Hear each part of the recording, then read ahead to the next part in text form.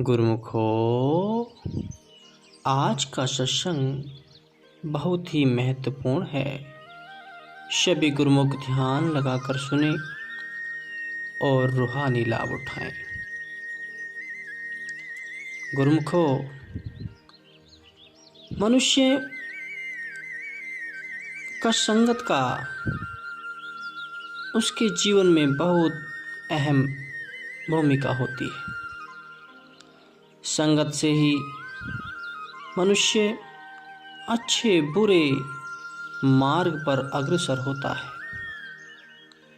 जैसी संगत में मनुष्य रहता है उस पर वैसे ही संगत का असर होता है।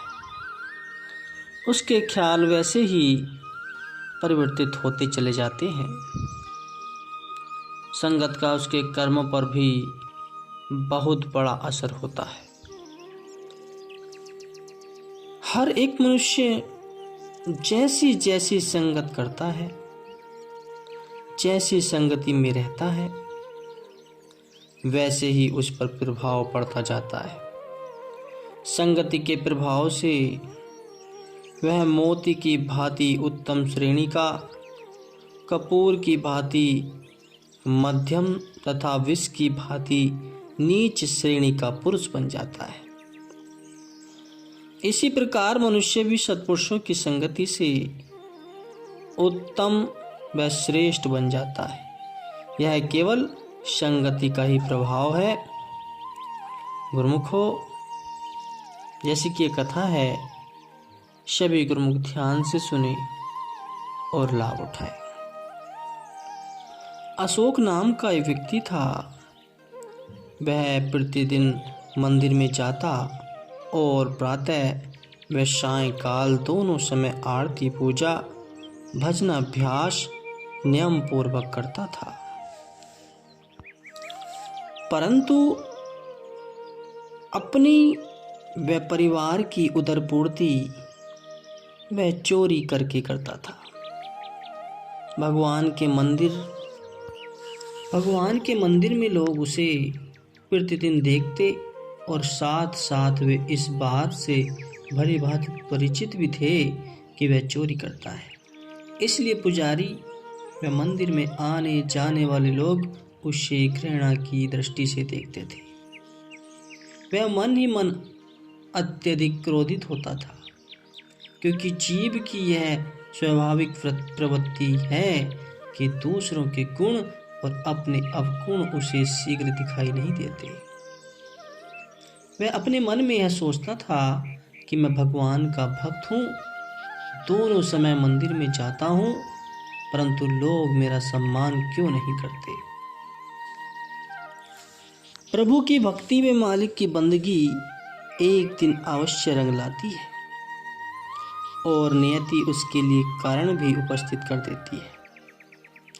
उसी मंदिर में एक दिन एक महात्मा जी का आगमन हुआ। संतों महात्माओं के आगमन का उद्देश्य यही होता है कि भूले भटके जीवों को उनका वास्तविक मार्ग दर्शाना। वे हर समय मंदिर में सत्संग प्रचार करते। उस नगर के सभी लोग सत्संग सुनने आते थे। अशोक भी उनमें उपस्थित होता था। सत्संग श्रवण करते करते उसके भाग्योदय हुए अथवा पूर्व जन्म के शुभ संस्कार जागृत हो उठे। उसने महात्मा जी के चरणों में विनय की कि प्रभु, मैं नित्य प्रति मंदिर में जाता हूँ, भगवान का पूजन अर्चन भी नियमित रूप से करता हूँ, परंतु मन को शांति की उपलब्धि नहीं होती। संत महापुरुष अंतर्यामी जानते तो सब कुछ हैं, परंतु नर लीला करने हेतु वे जीव के मुंह से कहलवाते। उन्होंने भक्त से पूछा, तुम अपने परिवार का जीवन निर्वाह कैसे करते हो? सत्य को पाने के लिए सत्य का त्याग तो करना ही पड़ता है। उसने तुरंत अपना समस्त कार्य व्यवहार बतला दिया। महात्मा जी सत्य वार्ता सुनकर मौन हो गए। थोड़ी देर पश्चात कहा, प्रेमी, तुम्हारे प्रश्न का उत्तर हम कल देंगे। वह प्रेमी आज्ञा शिरोधार्य लेकर घर लौट गया। दूसरे दिन उसी नियत समय पर वह भक्त मंदिर में आया और महात्मा जी को अत्यंत श्रद्धा पूर्वक प्रणाम किया। सत्संग प्रचार का प्रभाव चल रहा था, इसलिए उन्होंने उससे कहा, तुम बैठ जाओ, तुम्हारा प्रश्न हमें स्मरण है।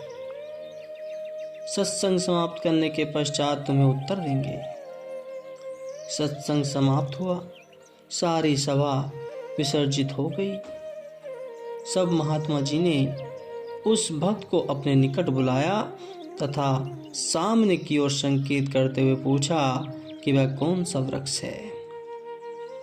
प्रेमी ने उत्तर दिया, प्रभु, यह कीकर का पेड़ है। महात्मा जी ने पुनः प्रश्न किया, यदि इसके स्थान पर हमें सेब का वृक्ष लगाना हो तो कैसे लगाएंगे। प्रेमी भक्त ने उत्तर दिया, महाराज, यह तो सीधी सी बात है कि पहले इस कीकर के पेड़ का समूल निकाल देंगे, मिट्टी में से उसकी जड़ें बिल्कुल निकालकर गुड़ाई करके भूमि को नर्म बना देंगे। इसके उपरांत खाद आदि डालकर सेब का पौधा लगाया जाएगा, परंतु पौधा लगा देने भर से ही सेबों की प्राप्ति नहीं होगी, अपितु समय समय पर पानी व खाद दी जाएगी और आवश्यकता अनुसार गुड़ाई भी करनी होगी। तब कहीं जाकर उसमें फूल लगने आरंभ होंगे। पौधा बड़ा होने तक फल लगने के पश्चात उसकी निगरानी करनी भी अनिवार्य है, नहीं तो पशु पक्षी उसे नष्ट कर देंगे। अस्तु पशुओं से सुरक्षित रखने के लिए, बाढ़ और पक्षियों से बचाने के लिए पहरा देना भी आवश्यक हो जाता है। इतनी सेवा करने के बाद ही सेब प्राप्त हो सकते हैं। महात्मा जी उस प्रेमी की बात सुनकर मुस्कुराए और फरमाया कि इसी प्रकार तुम भी अपने दुष्कर्मों अथवा पूरे संस्कारों का परित्याग करके भक्ति रूपी पौधा लगाओ। संतों के वचनों तथा सत्संग से कलुषित विचार की गुड़ाई करो। सत्संग द्वारा ही इस भक्ति के पौधे को पानी व खाद की प्राप्ति होगी। जब जीव तनक भक्ति के मार्ग में पग आगे बढ़ाने लगता है कि मन चिंतातुर होने लगता है, उसे यह वह होने लगता है कि बस अब मेरा आधिपत्य समाप्त हो रहा है। इसलिए वह अपनी सेना काम, क्रोध, लोभ, मोह, अहंकार आदि को संघर्ष करने के लिए उत्तेजित करता है, परंतु उस समय सद्गुरु के नाम व उनके वचनों द्वारा उन्हें पराजित करना है। यह सब तभी होगा जब निरंतर सदुपदेशों का पालन करोगे। अशोक ने कहा कि महाराज, वस्तुतः चोरी करना एक निंद कर्म है तथा सत्य विचारों द्वारा मनोभावनाओं को बदलकर जीवन के ध्येय को पाना भी मनुष्य का कर्तव्य है। यही आपके प्रवचनों से मुझे ज्ञान हुआ है, परंतु व्यवसाय के बिना शारीरिक पोषण कैसे होगा। महात्मा जी ने उत्तर दिया, शारीरिक पोषण तो अन्य व्यवसाय से भी हो सकता है। क्या सारा संसार भरण पोषण नहीं कर रहा है? तुम भी कोई दूसरा व्यवसाय खोल लो, पुरुषार्थ से सब कार्य सिद्ध होते हैं। अशोक ने महात्मा जी के वचन अनुसार अपने जीवन को बदल दिया। उसकी बुद्धि निर्मल हो गई और वह सच्चा भक्त बन गया। यह सुसंगति का फल। संतों सत्पुरुषों के सत्संग से ही बुरे और भले कर्मों की निरख परख वाली बुद्धि मिलती है। और सत्संग के प्रभाव से ही मनुष्य बुरे कर्मों से मुक्त हो सकता है। परम संत श्री कबीर साहिब जी का वचन है कि कंचन भो पारस परसी, बहुरी न लोहा होए, चंदन बांस पलास विधि, ढाक कहे नहीं कोई। कि लोहा जब कहीं पारस मणि का स्पर्श पा गया, वह सोना ही बन गया। लोहा न कहलाकर सोना ही कहलाने लगा। ऐसे ही चंदन के कानन में यदि ढाक का वृक्ष हो तो उसकी रोम रोम में चंदन की सुगंध ऐसे धर जाती है कि वह ढाक रहता ही नहीं, मलिया का रूप धारण कर लेता है। यह होता है कि प्रभाव उत्तम प्रकृति के लोगों की संगति का वे अपने सत्संग के प्रभाव से नीच को भी उच्च बना देते हैं। वही संगति स्तुत्य व आदरणीय है, उसी को सत्संग अथवा शुभ संगति कहा जाएगा। जहाँ जाने से सत्य और असत्य की परख पहचान मिले और जीवन के वास्तविक लक्ष्य तथा मान व चित्त कर्तव्य का ज्ञान प्राप्त हो। मानव जीवन अत्यंत दुर्लभ व मूल्यवान है। इसे शरीर और इंद्रियों से संबंधित धंधों में ही व्यर्थ खो देना उचित नहीं है। यह मानव शरीर हमें जिस विशेष एवं उत्तम लक्ष्य की सिद्धि के लिए नियमित प्राप्त हुआ है, वह तो आत्मविकास का तथा भक्ति परमात्मा को प्राप्त करने से ही सिद्ध हो सकता है। इस तथ्य का ज्ञान जिस संगति में हो रही सत्य संगति है, मानव प्राय शारीरिक तथा लौकिक भोगो ऐश्वर्य की प्राप्ति को ही जीवन का ध्येय मानकर प्राणपन से उसी में जुटा रहता है। किंतु जीवन का ध्येय यही तो नहीं है, परन आत्म उन्नति के उच्चतम शिखर पर पहुंचना ही मानव का ध्येय है और होना भी चाहिए। सत्य तो यह है कि सत्य का ज्ञान सत्संग के बिना अनन्य प्राप्त नहीं हो सकता। बिनु सत्संग विवेक न होई, राम कृपा बिनु सुलभ न सोई। तो गोस्वामी तुलसीदास जी श्री रामचरितमानस में लिखते हैं कि सत्संग के बिना मनुष्य का विवेक अर्थात सत्य असत्य का ज्ञान प्राप्त नहीं हो सकता तथा मालिक की कृपा के बिना सत्संग की प्राप्ति सुलभ नहीं है। भले बुरे की परख, लाभ हानि में भेद, अपने पराये की समझ तथा जीवन के वास्तविक लक्ष्य का ज्ञान, यह सब सत्संग से ही प्राप्त हो सकता है। विवेक की प्राप्ति का संतों ने सत्संग के बिना अन्य कोई साधन नहीं बताया। इसलिए सत्संग का प्राप्त होना परम सौभाग्य का चिन्ह माना जाता है। जब कभी उत्तम संयोग व संत महापुरुषों की दुर्लभ संगति का अवसर प्राप्त हो तो समझना चाहिए कि सुप्त भाग्य जागा है तथा मालिक की विशेष दया हुई है। विचारधारा तथा चित्तवृत्ति को माया, मोह, ममता, अहंता, राग, द्वेष आदि से हटाकर पारमार्थिक कार्यों तथा भक्ति की ओर उन्मुख करने में सत्पुरुषों का सत्संग जादू का सा प्रभाव रखता है।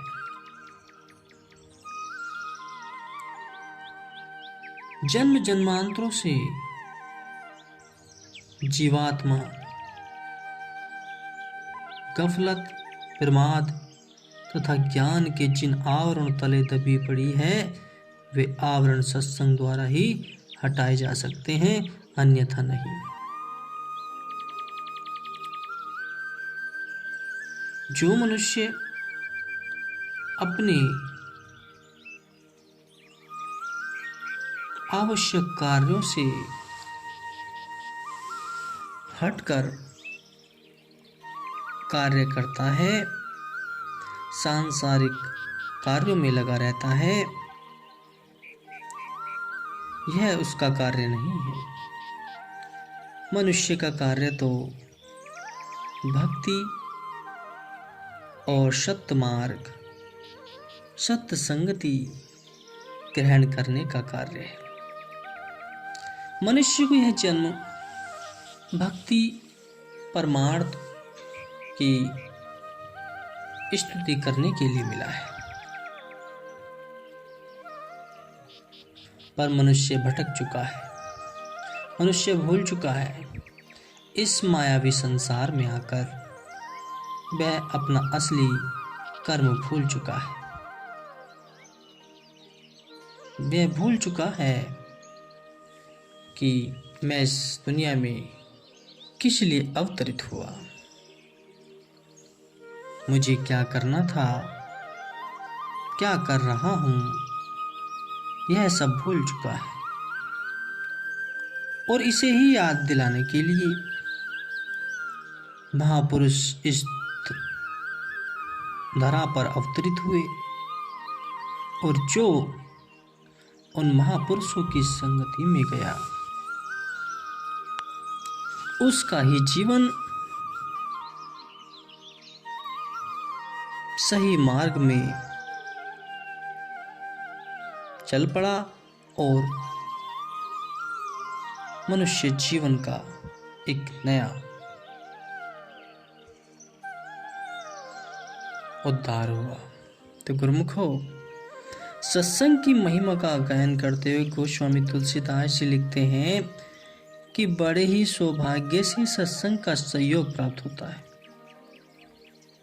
जिससे कि संसार के सभी क्लेश और चिंताएं बिना किसी विशेष परिश्रम के स्वतः ही नष्ट हो जाते हैं।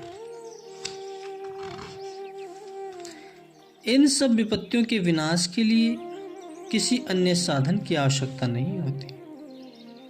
सत्संग ही लाख साधनों का वह एक साधन है जो चिंता, शोक, क्लेश और अशांति का समूल नाश कर सकता है।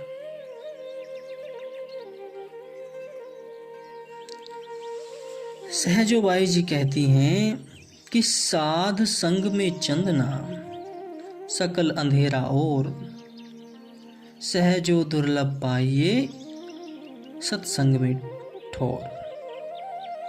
संत सहजोबाई जी कहती हैं कि एकमात्र सत्संग में ही उज्जवल प्रकाश है। इसके अतिरिक्त समस्त संसार में चहु और माया, मोह ममता का निबिड़ अंधकार परिव्याप्त है। इसलिए सत्संग में ठिकाना मिलने को अति दुर्लभ संयोग जानना चाहिए। सत्संग की महिमा, उसके प्रताप तथा उसके द्वारा होने वाली अलभ्य लाभ का वर्णन तो सभी ग्रंथ शास्त्रों में किया गया है। तथापि गोस्वामी तुलसीदास ने सत्संग के प्रताप का तो निश्विसित वर्णन अपनी अद्वितीय रचना श्री रामचरितमानस में किया है। वह नितांत विचारणीय तथा पाठनीय है। आपने सत्संग को जगत का सर्वोत्तम तीर्थ कहा है, जिसमें एक बार स्नान कर लेने से मन की सब मलिनता तथा जन्म जन्मांतरों के समस्त पाप क्षण भर में धोए जाते हैं। इस तीर्थ का विशेषतम गुण यह है कि सर्वसाधारण के लिए प्रत्येक ऋतु तथा प्रत्येक प्रदेश में सर्वथा इस महातीर्थ का स्नान उपलब्ध है, जबकि अन्य तीर्थों की दशा में ऐसा संभव नहीं है। दूसरा विशेष तीर्थ गुण एवं महत्व का तीर्थ यह है कि अनन्य तीर्थ के स्नान का फल तो न जाने कब मिलेगा, परंतु संगत रूपी तीर्थ में स्नान करने का फल तुरंत प्राप्त होता है। सत अर्थात संत सत्पुरुषों की संगति करना ही सत्संग है।